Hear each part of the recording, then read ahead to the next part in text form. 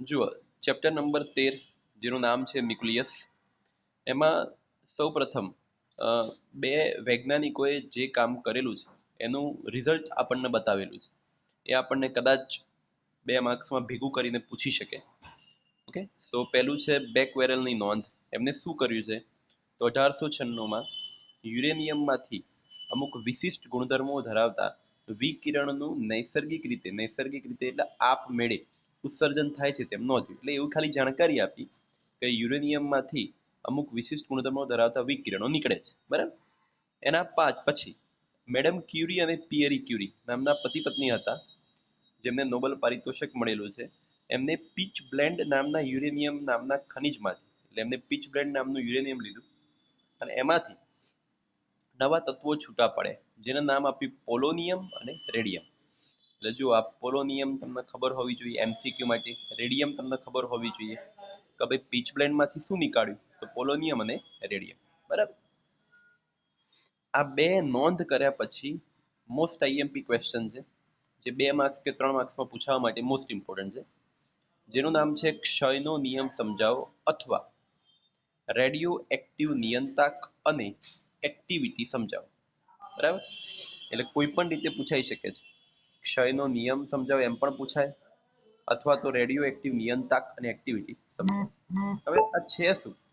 તો બહુ જ સિમ્પલ વસ્તુ છે કે ધારો કે રેડિયો એક્ટિવ દ્રવ્યના નમૂનામાં ટી સમયે અવિભંજિત ન્યુક્લિયસની સંખ્યા n અને ડેલ્ટા ટી સમયમાં વિભંજિત પામતા ન્યુક્લિયસની સંખ્યા ડેલ્ટા n. હવે આ 3 વસ્તુને આપણે સમજીએ શાંતિથી કે કોઈ એક સમય લઈએ ટી, એમાં અવિભંજિત એટલે જેમાંથી નૈસર્ગિક રીતે જે તત્વો છૂટા પડે છે એ પ્રોસેસની વાત છે.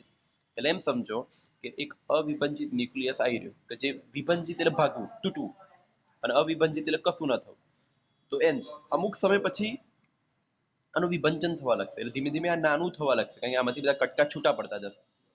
એટલે આ અમુક સમય પછી નાનું નાનું આવી રીતે થઈ જશે. તો વિભંજન પામતા ન્યુક્લિયસ સંખ્યા કેટલી છે? Delta N. બરાબર. તો આ બંને વસ્તુને કમ્પેર કરીએ આપણે, તો delta N by delta T એટલે શું બોલાય કે ડેલ્ટા ટી સમયમાં વિભંજન પામતા ન્યુક્લિયસની સંખ્યાનો ગુણોત્તર. એટલે લિમિટ લઈ લો, એટલે તમને બધાને ખબર છે કે લિમિટ લઈએ હંમેશા ત્યારે ડેલ્ટા ડીમાં પરિણમે, એટલે ડીએન બાય ડીટી. અને જે આ ડીએન બાય ડીટી છે એ છે વિભંજન દર, ક્ષય દર અથવા એક્ટિવિટી. 3 વસ્તુ કહી શકાય છે. ડીએન બાય ડીટી ને શું કહેવાય? વિભંજન દર, એટલે કે કેટલા સમયમાં કેટલું વિભંજન થાય છે. બીજું નામ છે ક્ષય દર, ત્રીજું નામ છે એક્ટિવિટી આઈ. બરાબર, યાદ રાખજો ખાસ. હવે એ જ વસ્તુની એટલે કે આ એક્ટિવિટી, ક્ષય દર અને વિભંજનની વ્યાખ્યા જે આના પરથી બનાવી શકાય છે વ્યાખ્યા શું? એકમ સમય દીઠ, એટલે છેદમાં જે છે ને આપણે એકમ બોલી દઈએ, તો એકમ સમય દીઠ વિભંજન પામતા ન્યુક્લિયસની સંખ્યા ને એક્ટિવિટી આઈ કહે છે. એકમ સમય દીઠ વિભંજન પામતા ન્યુક્લિયસની સંખ્યાને એક્ટિવિટી આઈ કહે છે. વિભંજન દર એટલે કે આની જ વાત ચાલે છે કે અવિભંજિત ન્યુક્લિયસની સંખ્યાના સમપ્રમાણમાં હોય છે. જો આ ઇઝી જ છે, પણ તમને શબ્દો બરાબર સમજ્યા હશે ને તો વાંધો નહીં આવે. આ વિડીયો જરૂરથી 1-2 વાર જુઓ. વિભંજન દર એટલે કે આ ડીએન બાય ટી શેના પર આધાર રાખે છે? તો ન્યુક્લિયસની સંખ્યાના અવિભંજિત એટલે તમને યાદ કરાવું, અવિભંજિત એન હતું, યાદ છે? તો એ કેવી રીતે? તમે વિચારો કે આટલી સાઈઝનો છે, સપોઝ આ મોટું થઈ જાય, આટલું મોટું લઈ લઈએ આપણે, બરાબર.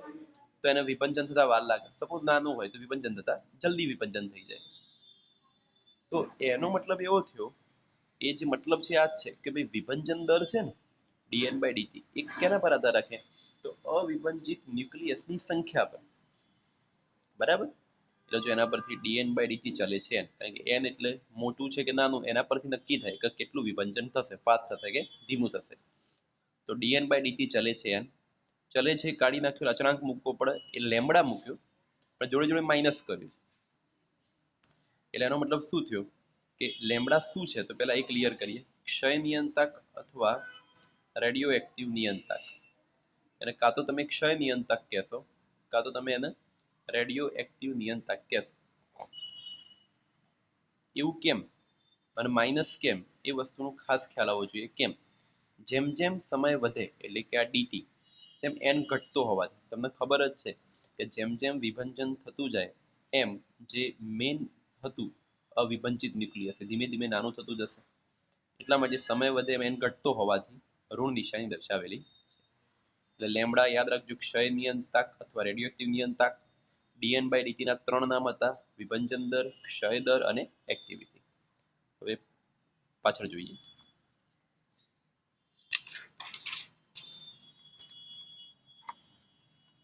હવે એ જ ક્ષય નિયંત્રકની વ્યાખ્યા લેમડા, તો એ પણ બહુ સિમ્પલ એ જ વસ્તુ. એકમ સમયમાં રેડિયોએક્ટિવ તત્વના વિઘટન પામવાની સંભાવના, ખાલી શબ્દ યુઝ કરવાનો છે પોસિબિલિટી એટલે સંભાવના, કે ભાઈ એકમ સમયમાં કેટલું વિભંજન થશે એની જે સંભાવના છે એ કોણ દર્શાવશે? ક્ષય નિયંત્રક લેમડા. એનો સેકન્ડ ઇન્વર્સ એકમ થાય તો એ તો ડાયરેક્ટ ખબર જ છે. કેવી રીતે? તો જુઓ, ડીએન બાય ડીટી બરાબર માઇનસ લેમડા એન. તો જો એન નીચે જાય તો એન તો ઉડી જાય. હવે ખાલી 1/dt રહે. 1/dt એટલે સેકન્ડ ઇન્વર્સ, બરાબર. 1/dt એટલે dt નો એકમ સેકન્ડ થાય, એ ઉપર જાય એટલે સેકન્ડ ઇન્વર્સ. હવે તમે જોઈ શકો છો કે ડીએન બાય ડીટી અને લેમડા બંને એકબીજાના સમપ્રમાણમાં છે. સમપ્રમાણમાં એટલે પહેલા પણ કીધેલું છે કે વધવા સાથે વધે અને ઘટવા સાથે ઘટે. તો લેમડાનું મૂલ્ય મોટું એટલે કે જો આ લેમડા મોટો હોય તો આ પણ મોટું થાય. આ મોટું એટલે શું થાય? વિભંજન દર. લેમડાનું મૂલ્ય મોટું તેમ વિભંજન દર પણ મોટો. તેથી આવા તત્વો અલ્પજીવી હોય. આ ખાસ શબ્દો યાદ રાખજો એમસીક્યુ માટે. તમારો લેમડા મોટો હોય તો વિભંજન દર મોટો, અને જેટલું વિભંજન દર ફાસ્ટ હોય એટલું તમારું જે મેઇન ન્યુક્લિયસ હતું અવિભંજિત ન્યુક્લિયસ એ ફટાફટ નાનું થઈને મરી જશે અથવા નાશ પામશે. તેથી આવા તત્વો અલ્પજીવી એટલે ઓછું જીવવા વાળા હોય. એનાથી ઓપોઝિટ, જો લેમડાનું મૂલ્ય ઓછું હોય એટલે કે આ જે લેમડા છે એનું મૂલ્ય જો ઓછું કરીએ તો આપોઆપ ડીએન બાય ડીટી પણ ઓછું થઈ જાય. એટલે દર ઓછો થાય તો પર્ટિક્યુલર ટાઈમમાં વિભંજન થવાની પ્રોસેસ પણ સ્લો થઈ જાય. એટલે આનું જે ઘટવાનો પ્રોસેસ છે એ પણ ધીમી થઈ જશે. એટલે દીર્ઘજીવી કહેવાય. દીર્ઘજીવી એટલે લાંબુ જીવવા વાળા, બરાબર. પછી આ પણ એમસીક્યુ માટે યાદ રાખવું જોઈએ કે લેમડાનું મૂલ્ય વિભંજન પામતા તત્વના પ્રકાર એટલે કે કયું કેવું તત્વ છે એના પર આધારિત છે. પછી એક્ટિવિટીના એકમો એટલે કે આપણે આ જે ક્ષય નિયંત્રક અને રેડિયોએક્ટિવ નિયંત્રક જોયું એની વાત નથી. આપણે જે શરૂઆતમાં જે ક્ષય દર અને એક્ટિવિટી એટલે કે ડીએન બાય ડીટીની વાત કરી હતી એની વાત કરે છે. એના બે એકમો છે. બે વૈજ્ઞાનિકોએ અલગ અલગ વસ્તુ એને ડિફાઇન કરેલી છે. વ્યાખ્યા તો આ જ છે કે ભાઈ એકમ સમયમાં વિભંજન પામતા ન્યુક્લિયસની સંખ્યા. પણ બેકવરેલે શું કીધું? જો જે પદાર્થમાં દર સેકન્ડ દીઠ એટલે આને 1 સેકન્ડ કીધું, દર સેકન્ડ દીઠ આને પણ એક વિભંજન કીધું. જો 1 સેકન્ડમાં એક વિભંજન થાય તો એને એક બેકવેરલ કહેવાય. સીધું એમને શું આપ્યું કે ભાઈ જે પદાર્થમાં 1 સેકન્ડમાં એક વિભંજન થાય તો પદાર્થની એક્ટિવિટી કેવી કહેવાય? એક બેકવેરલ કહેવાય. એક બેકવેરલ એટલે એક વિભંજન પ્રતિ સેકન્ડ. એવું ક્યુરી જેમને બે પેલા શોધ્યા હતા પોલોનિયમ ને, એમને શું કીધું? આ જ વસ્તુ, પણ એમને એવું કીધું કે 1 સેકન્ડમાં 3.7 × 10 વિભંજન થાય. ટાઈમ તો બંને સરખો રાખ્યો છે, પણ એકને એમ કીધું કે 1 સેકન્ડમાં એક વિભંજન થાય, આમને એવું કીધું કે 1 સેકન્ડમાં આટલા વિભંજન થાય. તો એને એક ક્યુરી કહેવાય. એટલે પોતાનું નામ આપી દીધું. આમને એક બેકવેરલ શબ્દ વાપરે, આમને એક ક્યુરી શબ્દ વાપરે. એટલે એક ક્યુરી બરાબર 3.7 × 10 / 1 સેકન્ડ. એટલે જો અલ્ટિમેટલી આ જે થિયરી હતી 2 કે 3 માર્કમાં, એની અંદર કહેવાનો ભાવાર્થ એટલો જ હતો કે ભાઈ અવિભંજિત ન્યુક્લિયસ છે એનું વિભંજન થયા રાખે.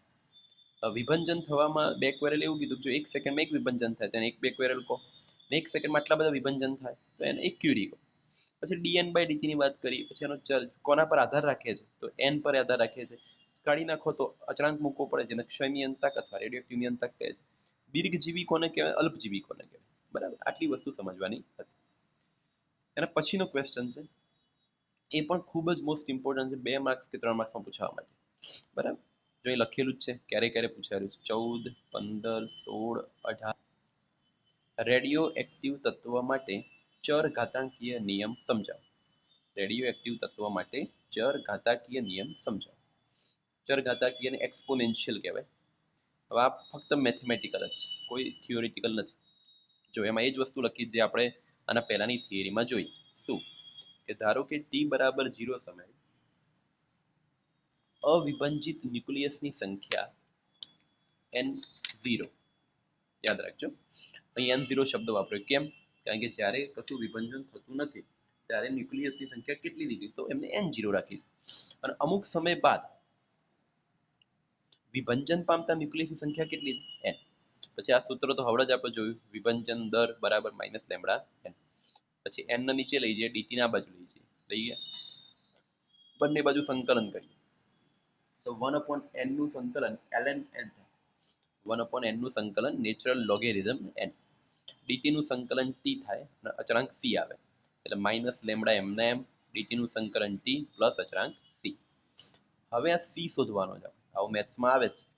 c ક્યારે મળે? શરૂઆતની પોઝિશન પ્રમાણે મળે કે જ્યારે t બરાબર 0 સમયનું કન્સિડરેશન કરીએ ને ત્યારે.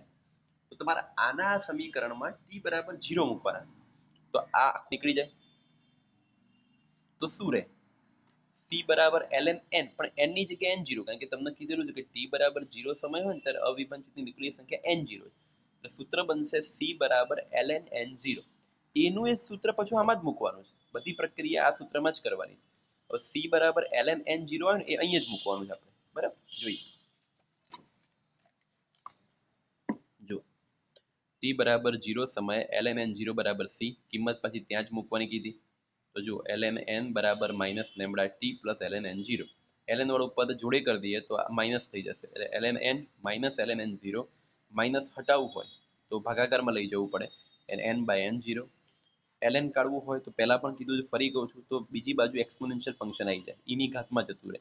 એટલે અહીંથી ln નીકળે ને તો અહીં જે હોય ને, અહીં જે પણ હોય એ e ની ઘાતમાં આવી જાય એટલે e raise to minus lambda t. પછી n0 આના ગુણકમાં જશે એટલે n બરાબર n0 e raise to minus lambda t. હવે આપણે આવડે જ જોયું કે ભાઈ એક્ટિવિટી અને n એ સમપ્રમાણમાં છે એટલે i ચલે છે n, એટલે જે n નું સૂત્ર બને એવું ને એવું i નું સૂત્ર તમે બનાવી શકો છો. એટલે n બરાબર n0 e raise to minus lambda t. એવી રીતે n પરથી i, n0 પરથી i0, e એમને માઇનસ લેમડા t. એટલે મોસ્ટ આઈએમપી સૂત્રો તો દાખલા કરવા માટે, આ ચેપ્ટરના દાખલા તમારે સોલ્વ કરવા હોય ને તો આ મોસ્ટ આઈએમપી સૂત્ર છે. ઇવન નીટમાં પણ એમસીક્યુ પૂછવા માટે પણ મોસ્ટ આઈએમપી સૂત્ર છે.